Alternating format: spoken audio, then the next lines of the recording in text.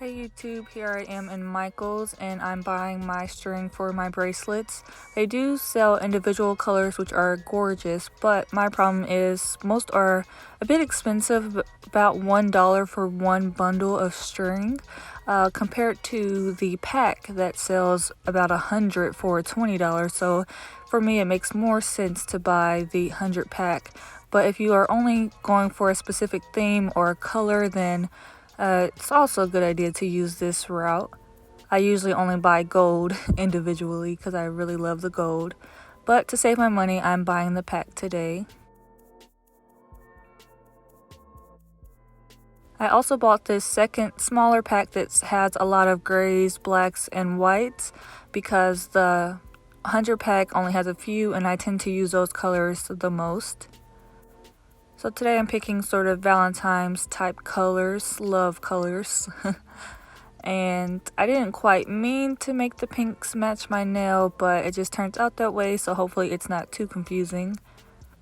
And here I'm just checking the numbers at the bottom to make sure I get two of the same pinks because some vary slightly and I personally can tell the difference when I don't choose the same colors.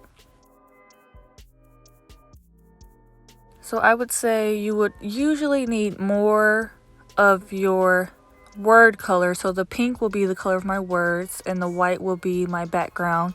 Typically I always need more of the word color than I do the background. Here's an example. The red is the word color, whereas the white is the background. So just keep in mind, if you don't have a lot of one color, it should probably be your background color.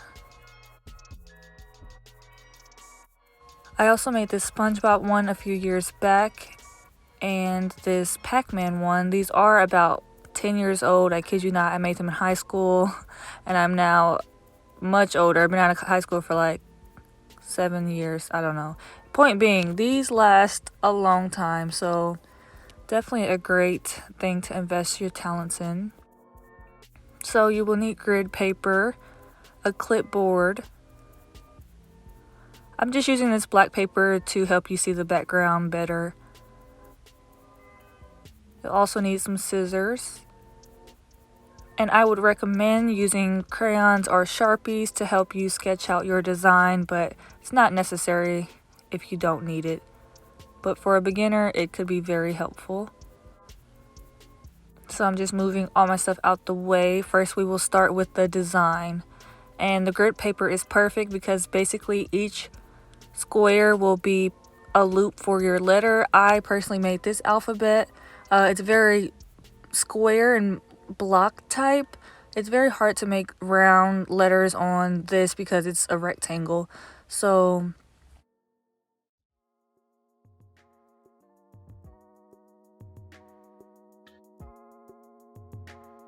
I have my own design that I've been using for years. I use 9 columns and that helps me do my alphabet a nice size. You do have to realize if you make your own alphabet, just make it realistic to where your A isn't 15 lines down because then your bracelet will be huge and it's very annoying in my opinion to make huge bracelets.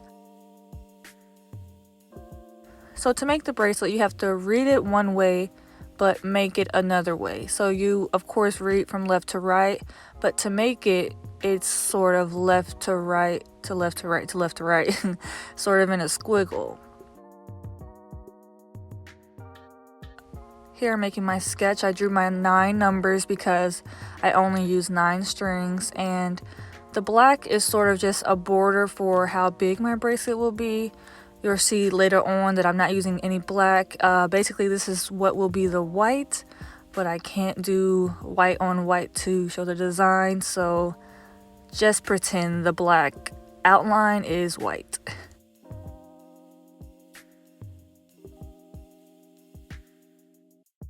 And I'm not necessarily following this sketch exactly, it's just a rough estimate. You see the sketch of course is much larger than the bracelet will actually be, so keep that in mind and be realistic when you're making your design. So this will say love for Valentine's Day, the theme of February. And I already have my alphabet, so I'm just sketching out my letters. Again, you read it, of course, from left to right. So I'm just making it as normal, very square letters. And it took me a while to find an alphabet that I liked, so just play around if you do decide to create your own. Be sure to leave a gap between each letter so that they don't mush together and you can actually read it. It's basically like a small space between each letter, and I'll show you my bracelet so you can see. That's what the background will fill in between. Okay, so that's how you read it, and now I'm just putting this construction paper down so that you can see me making the bracelet better. Since it's a white desk and white string, I don't want you to struggle seeing. But here's an example. So in this bracelet, my pink will be what is the red on the Happy Holidays. So I'm cutting my 9 strings, and that's where the 9 comes into play.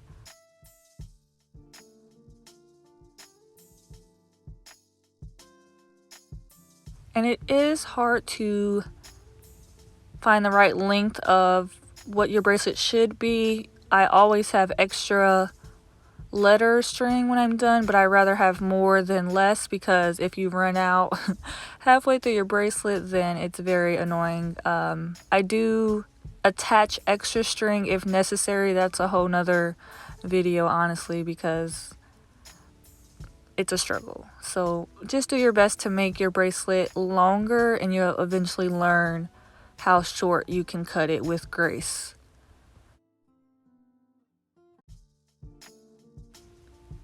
So now I'm tying on my background string. And this one you just leave whole and as the bundle and knot it. Some people don't knot it on and just leave it off to the side, but I think it's easier to make a stable bracelet to start with if I just knot it all together. So now we're going to make the beginning of the background. So I just want to warn you, this is easier to watch than it is to explain, but I will do my best. So start by taking your background and make the letter 4 over the pink. So you see that 4. Then you lift up the pink, grab the background, and you should have a loop. Now you don't want to pull it all the way to the top because it'll be all scrunched up in the knot. So I do like to leave like less than an inch, about half an inch of space for my knot. Now it is really hard to do the first row because you want everything to be even. So keep that in mind as well.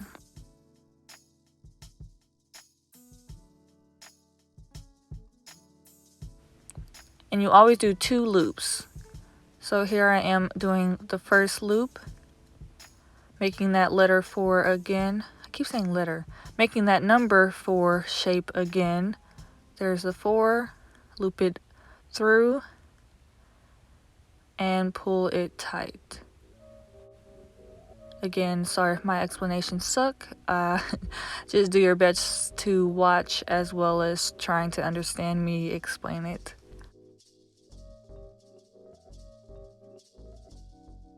So make your 4 and loop through. And you want to grab one strand at a time. Make sure they don't knot up. It is very easy to knot things. Make sure it doesn't flip backwards. On the back side you can see both knots, whereas the front you only see one. Hard to explain, but essentially make sure you only see one big loop on the front.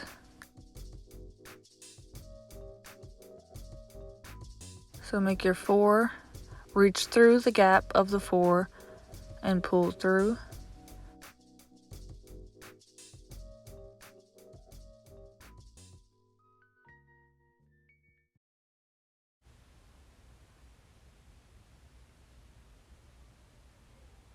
And I try to flatten out my strings so they're as straight as possible and not crisscross at the top. It just makes it a bit cleaner.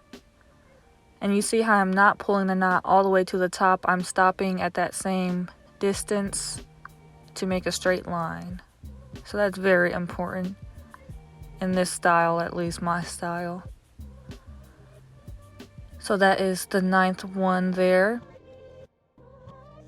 And now we want to flatten it out, make it a bit straight so that we have a good guide for the rest of our bracelet. We don't want it all crooked. It's easier to straighten when you have a few more layers of this background, but that's good enough for now. And we have to go back to the left side.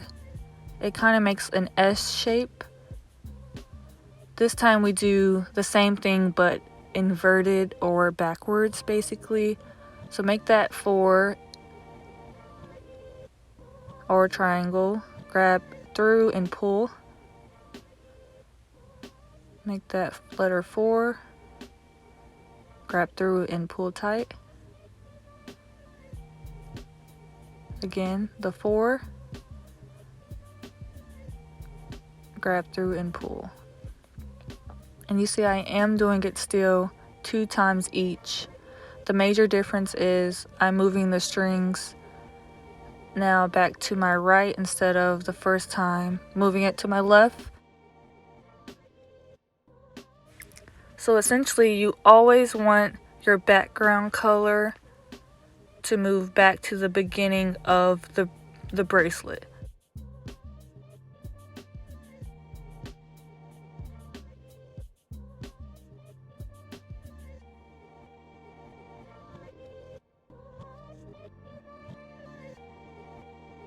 So the main goal is to get your background color to each side of the bracelet every single time. So this time I'm making it over to the left side. And once I have my background to the left side, I'm done with that row. If you somehow lose the white string in the middle of the bracelet, then something is wrong.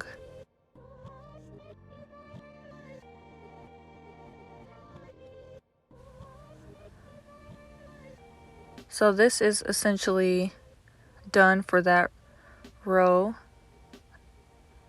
And now I have 2 layers. I'm just going to flatten out again. Now I personally hate the clipboard. I'm only using it to show in this video, but I'm much faster when I hold it by myself, just because I've been doing it for so long. So I'll just show you a bit more of holding it the real way I do it.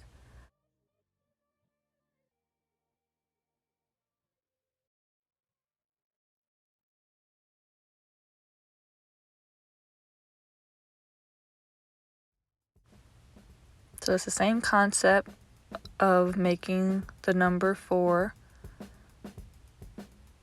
and you're looping it under the pink into the gap,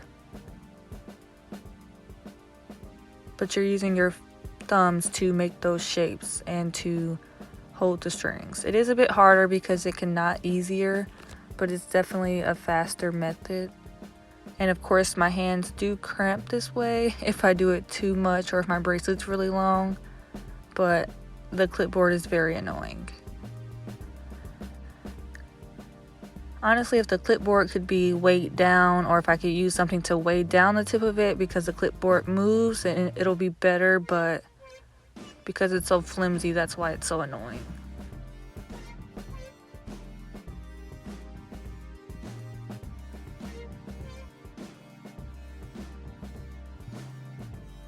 So I just skipped ahead and finished the background. Now remember, however big your background is in the beginning, you want to make it the same width at the end. So my bracelet will be pretty short. If you want it to be longer, or I use these for like keychains or bracelets or bookmarks, you want to make sure you do a bit more of the background. You don't want to have 7-8 rows in the beginning and then only 1 after the word ends. So just be sure to keep that in mind. Now we're going to make the letter. So my first and last string, number 1 and 9, will always be the background. I will never have pink there. So basically I'm working with 7 strings to do my letter. As usual, do your first background knot. And here is the major difference with getting the color to show my pink letters. This time I make the backwards 4, grab the end of the pink string and loop it through the gap and pull tight.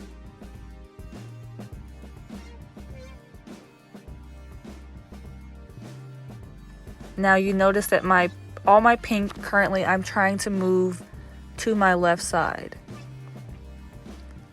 And I'm trying to move my white to the right side. Again, I'm sorry if this doesn't make sense, but I'm trying my best here. So grab 1 string, make your backwards 4, grab the end of the pink and pull through and make 1 knot. Now remember, we always do 2 knots. And if somehow your white shows on top instead of pink, you can always pull it to try to get it to switch or unloop it. It's not that hard, it's a little tedious. But here I only want pink to show, so if I have any white in this one in particular, I did something wrong. And as you can see, my white background is slowly moving to the right so that I can start the next row over. Now remember, I absolutely need to close out the letter, so the very last string will be white because that's essentially what was the black in my drawing. So that's the black, but it's the white, like I said. So you need to do pink and switch it. I know, y'all, I'm trying here. I do a regular knot because I need to get the white at the end.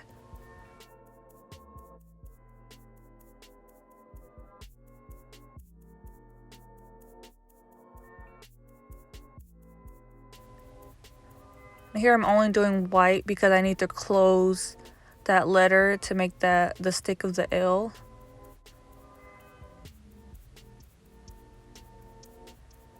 And my very last, second to last, is a pink to make the flat part of the L. So this one will be pink to make that curve of the L.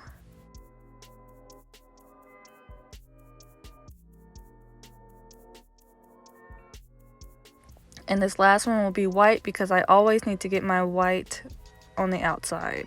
So you can kind of see here the beginning of the L. So now my next row only has 1 pink loop that I need to do because I already made the stick of the L.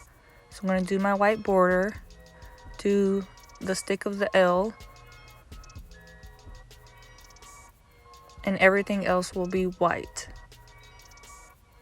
because the L has no other pink marks at the top of the letter.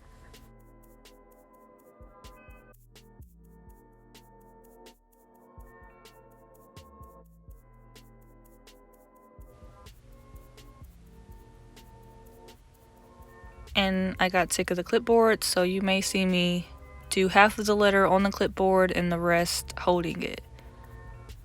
So now I'm making the next stick of the L in this row. Now I don't have the pink dot until all the way at the end, so all of this will be white.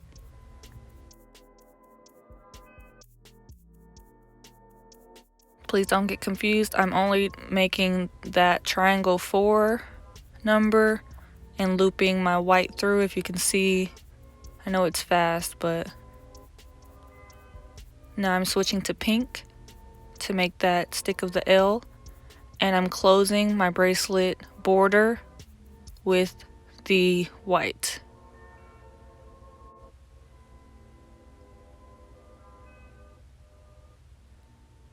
Now I need to close my letter, so this whole row will be white because I am now done with the L. So I'm just doing that 4, looping through and doing 2 knots each.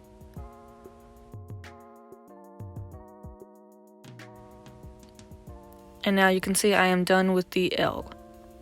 That's why I said you read it from left to right, but the way you make it is a loop like an S or like a snake or whatever else you can compare it to. Now I'm making my O. The first row will be the border on each end white, but all 7 will be pink, just as the L. So a lot of it is really repetitive. Thankfully, since it's very square and straight, if you can do one letter, you only switch a few things to do different letters.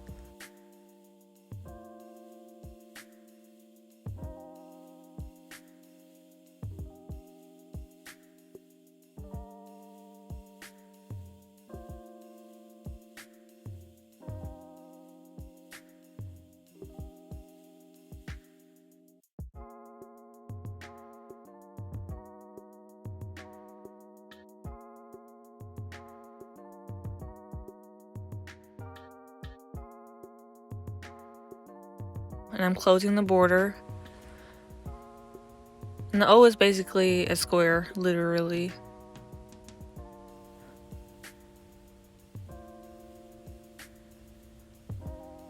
So I do my pink for the bottom of the O, and the entire inside will be white because I need my background to show the gap of the O.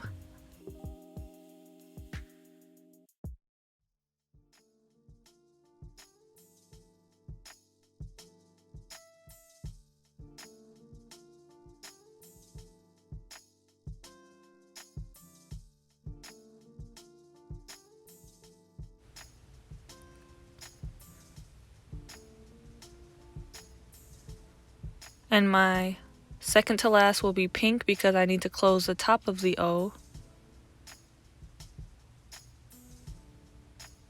And of course, white for closing out the border will be my last one.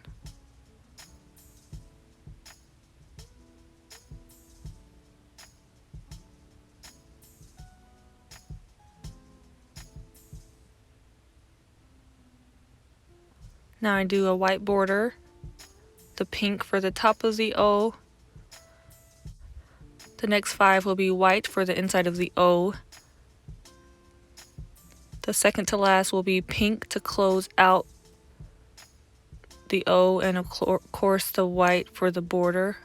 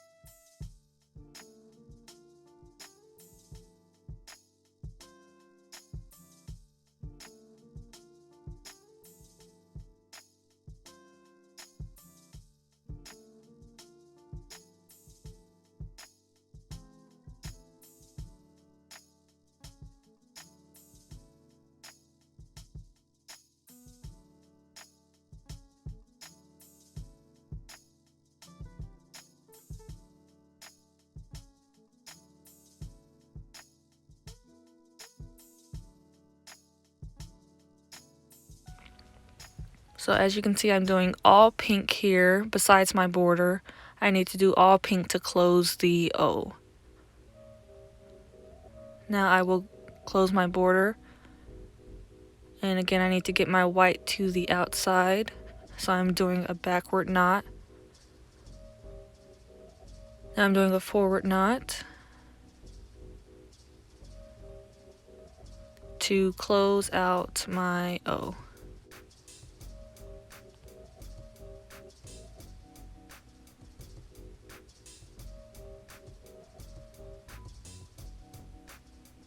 So there is my LO.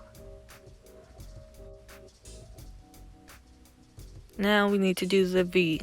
And as you can see, the V is quite confusing. We need to do it at a diagonal. So essentially this one you just have to watch because it's hard to explain.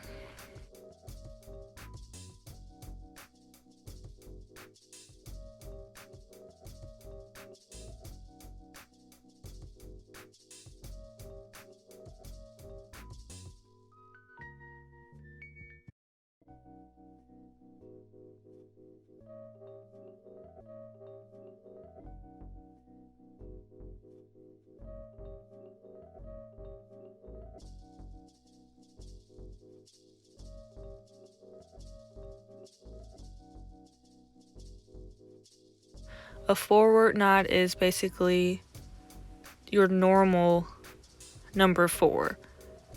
A backward knot is the backwards 4.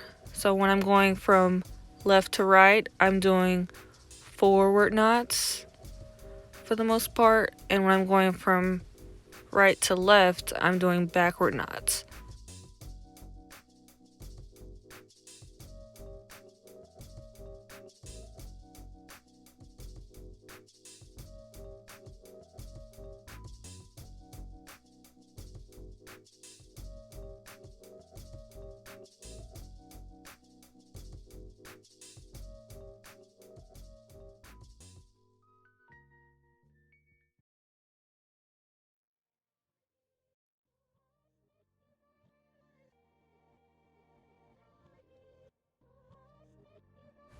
Honestly, some things are better watched than explained.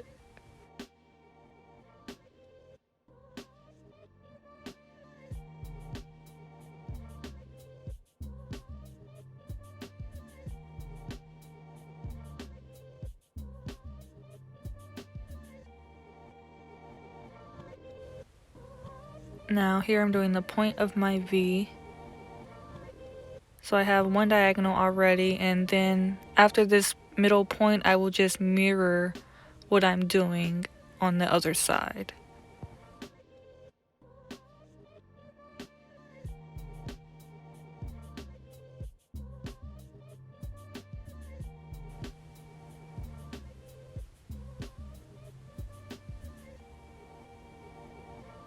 So that's half of my V. Can't see my photo, but essentially I was pointing to just doing the opposite. So I'll start at the bottom for this second half and do the bottom of the V first, since I need to get that width gap between.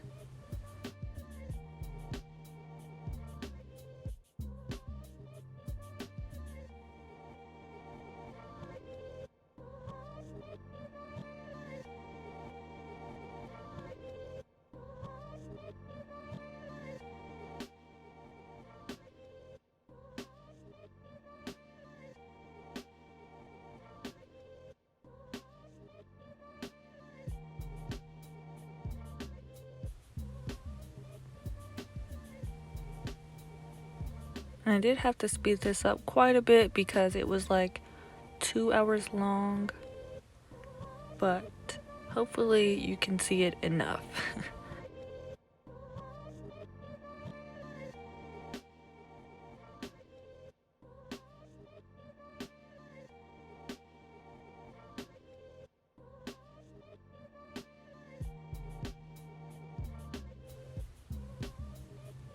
It is annoying, the bottom background will knot up occasionally, so just be mindful of that. I have had bracelets where they knotted up so bad I had to cut it off and then get a new color for the background. That is a whole nother video as well. So just do your best to keep up with the tangling at the bottom of your bracelet.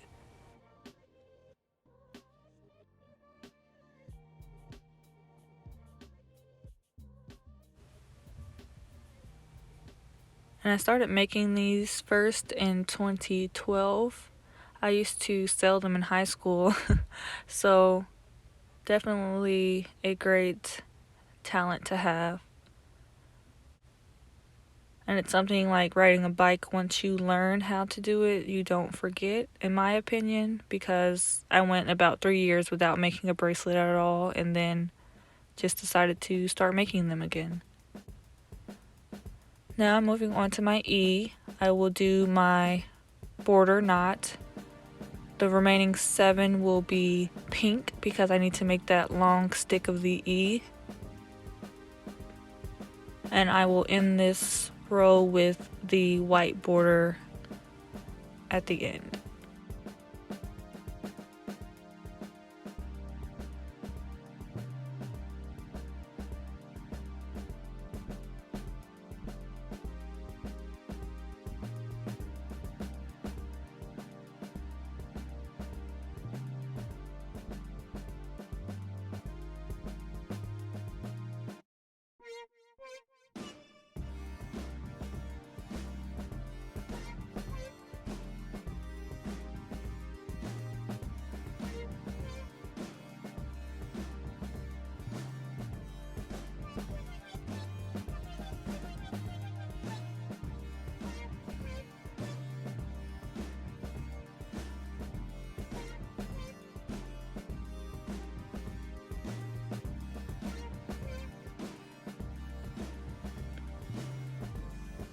So as you can see, it's white, pink, 2 white, pink, 2 white, pink, white.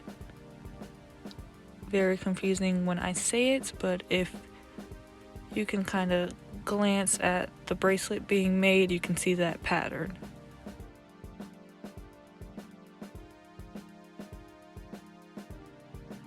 So the whole bracelet, of course, is a pattern, but you do need to treat each individual letter as its own pattern and make sure you do your best to follow it to make it look as much like a letter as you can, because these can look a mess real fast.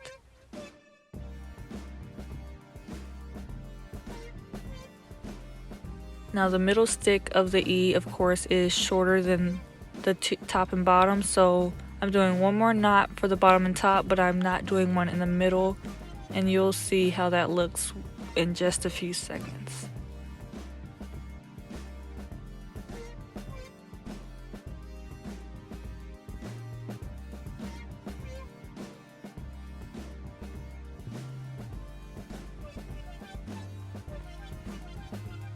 So now I'm done with my E, and I'm closing out the letter with an all white border.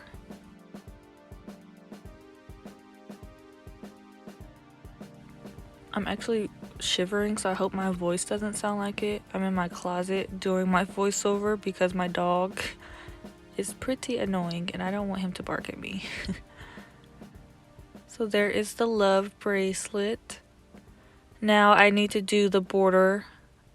Well, there it is. Then I had to do the border. I just did it off camera since you've already seen it in the beginning, but I will show the very last row. And I did about 7 lines in the beginning, so I'm doing about 7 more at the end. Like I said, you want it to be center, so the best way to do that is to have an even amount of rows each side. I always pull the bracelet to make it a bit flat. It can scrunch up a bit depending on how tight your knots are, but just squeezing it out wide a bit helps to even it out. Now, if you notice, these are all forward knots. I'm doing that 4, looping the bracelet through and knotting up. These are the most common type of bracelets people know how to make. I just like to end my bracelet this way, or keychain, whatever you want this to be, just to make a cool little pattern at the end. Some people get real fancy and complex at the end of these, but I'm not skilled enough for that, or at least I don't try. So this is a really simple way to make sure your bracelet doesn't unravel or just hanging out in the wind. And I just eyeball it, not a perfect amount. Then I cut it and we are all done. So there's my love bracelet. Thanks so much for watching. I will be making more, so just stay tuned, and I hope you're able to make one as well. Thanks for watching. Bye.